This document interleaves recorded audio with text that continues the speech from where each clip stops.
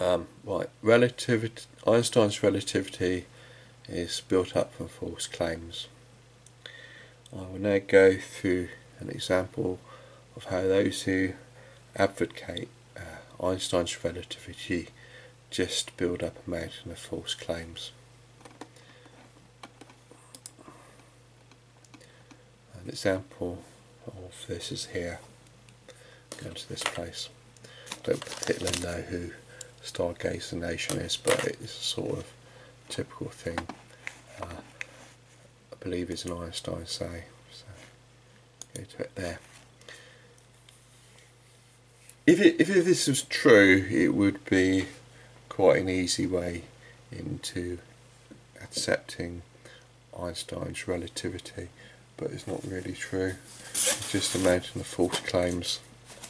So just go through them now as it builds up to try to convince you in relativity, Einstein's relativity. Here we go. The example of adding velocities in the bullet and plane example is classical relativity. Or we would call it Newtonian physics, classical relativity. And what you're considering here is this person shooting a bullet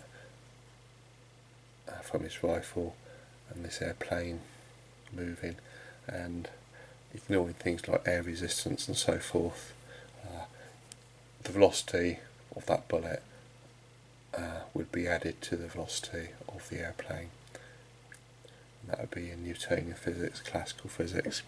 Straightforward addition of velocities. Okay. At its finest. This classical version of relativity, simply adding the velocities. That's a classical version of relativity, you're just adding velocities. Worked perfectly well for centuries for describing horse carts and ships, or baseballs and trucks.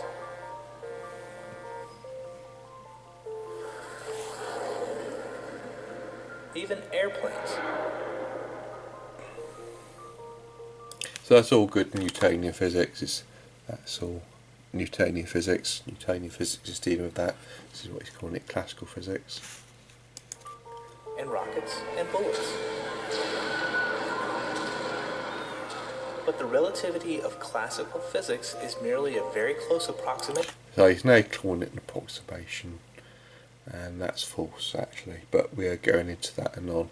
What he's making the claim is that he can have another relativity, namely Einstein's relativity, to replace classical relativity, and really they should try to give some justification for all that.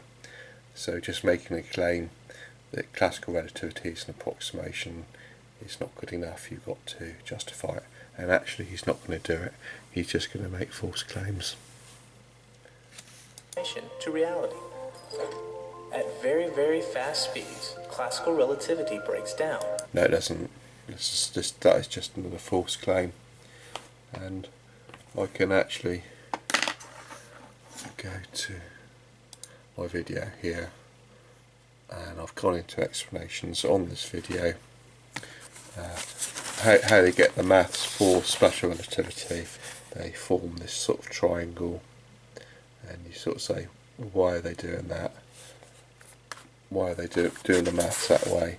When really they could be doing the maths, still carrying on with using the maths as per Newtonian physics, classical relativity. So why are they not carrying on with using that? So they haven't justified why they're doing that. So it's another false claim there by him. Carrying on. But this wouldn't be clear until scientists began flying soft with camels and examining the nature of the fastest known thing. Well, that's false as well, because when we actually look at the associated experiments, the experiments are just being interpreted from Einstein's relativity, and the question you come at, why are they doing that? Why are they interpreting those experiments Einstein's relativity when you could still just interpret it from classical physics, or what you call Newtonian physics, or just classical relativity. Light. In the middle of the 19th century, it had been known for quite some time that electricity could be used to make magnets.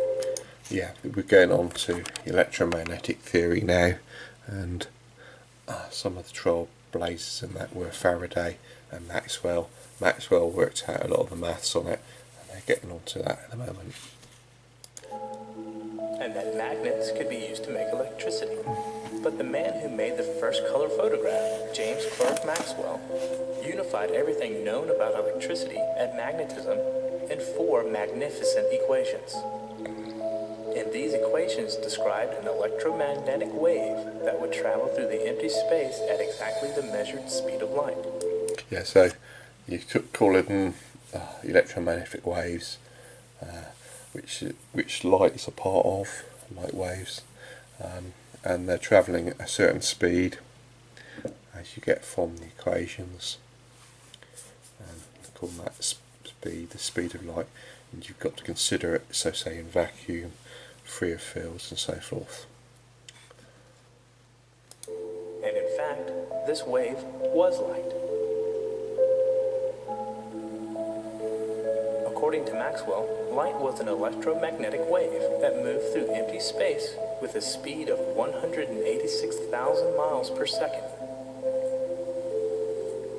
But from the standpoint of relativity, the question naturally arises.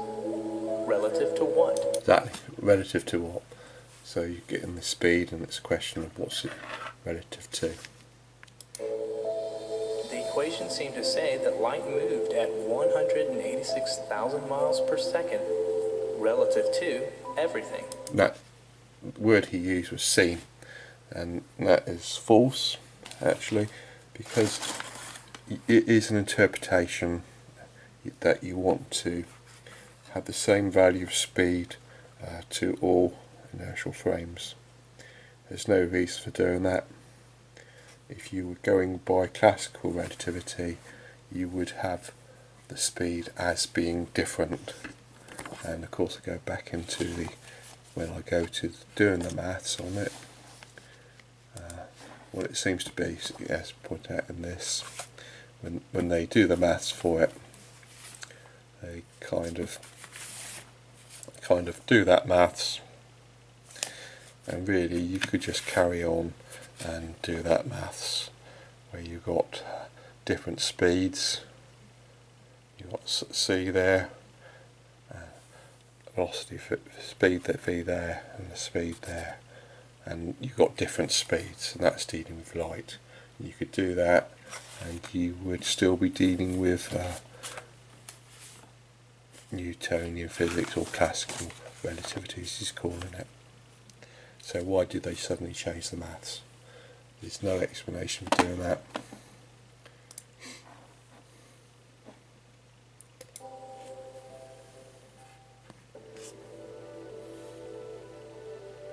This was a dilemma facing the physicists at the turn of the 20th century. If Maxwell was right, then light moves with a velocity of c, 186,000 miles per second, always. No, that is false. That's an interpretation of the maths which Maxwell gave. It's a sort of weird interpretation of that maths. If you're going from the maths, you can still understand it from classical relativity and Newtonian physics. So it's a question of why they changed the maths, why they're thinking in terms that way. But if classical relativity was right, there's no absolute velocities. Yeah, no absolute velocity, so that would mean you would have the speed of light as being relative. By classical relativity, you've got all speeds are relative. You don't have an absolute speed, and suddenly they're trying to impose on things an absolute speed. And as I pointed out from that maths, why are they doing that? Why have they formed maths like that? Why are they suddenly doing that? They're going against how classical relativity is set up. changing it, and they're not saying why. They want to interpret Maxwell from something other than classical relativity. They're not explaining why they're doing that. And the velocity of light should depend on who is doing the measuring and their motion relative to the source of the light. How could both be right? Well, obviously what happens is you understand Maxwell's theory from classical relativity. You don't suddenly mess up the maths. But unfortunately they did mess up the maths, and they decided not to understand Maxwell's theory from classical relativity. Either our understanding of motion or our understanding of electromagnetism and light were in jeopardy. So it has been messed up, as we now get into that Einstein has messed it up, because under the existing way before Einstein you would be understanding it via Newtonian physics or classical relativity, and suddenly they're messing that up. The very foundation of physics was facing a crisis. It's a crisis now because Einstein's changed things.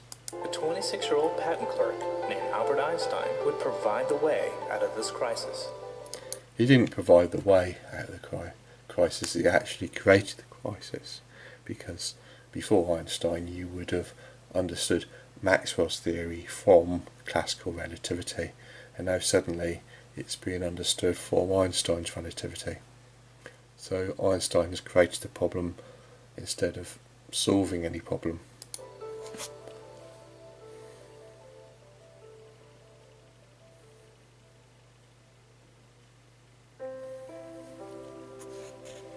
Einstein accepted both of these seemingly contradictory notions. Seemingly contradictory, yes.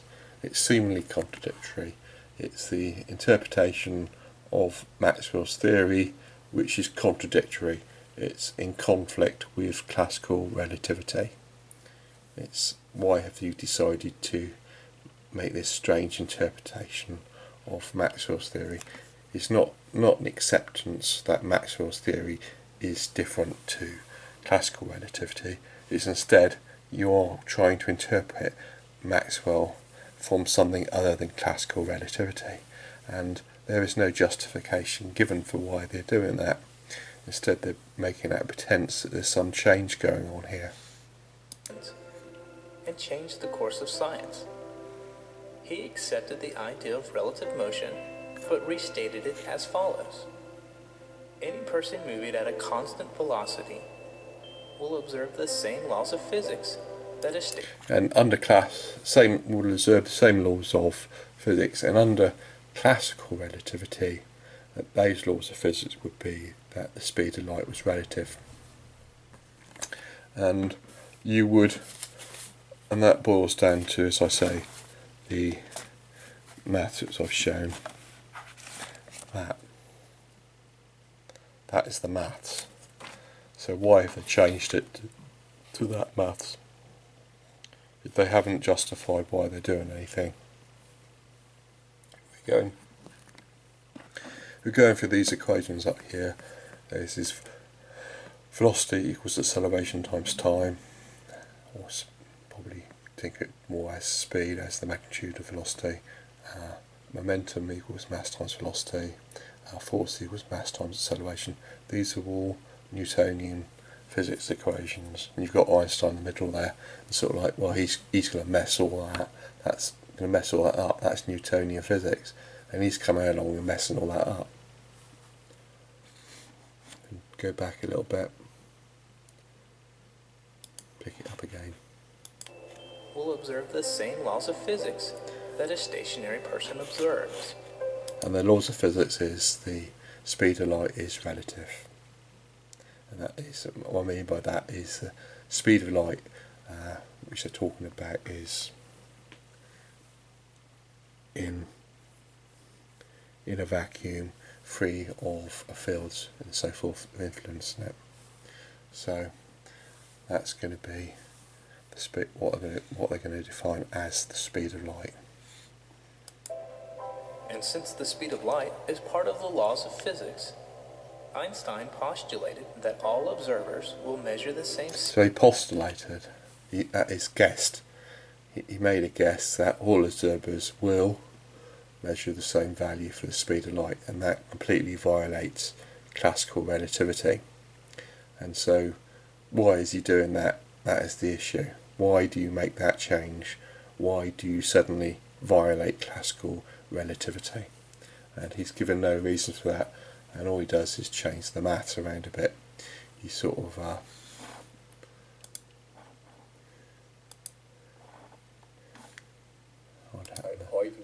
so he manipulates the maths around a bit.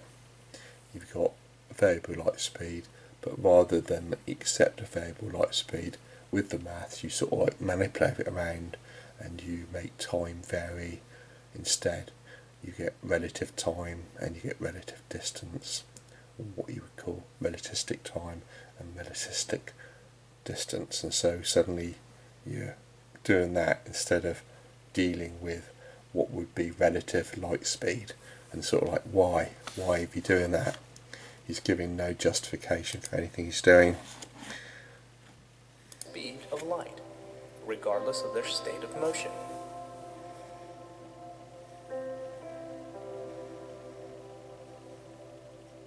But speed is just a measure of distance moved in a given time. And in order to agree on the speed of light, different observers might have to disagree about distance and time. Yep. So having the speed of light as constant, you are messing up measurements of time and measurements of distance. So that's the result of it. That is the manipulation in the maths. And the question is, why are you doing that? And they're not given any reason. They're just soft music. We've done this, and it's sort of like, well, why have they done it? They've given no reason.